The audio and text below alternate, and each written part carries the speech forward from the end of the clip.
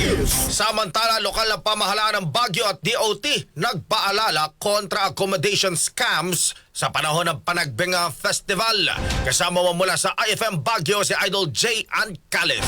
RMN Live Report.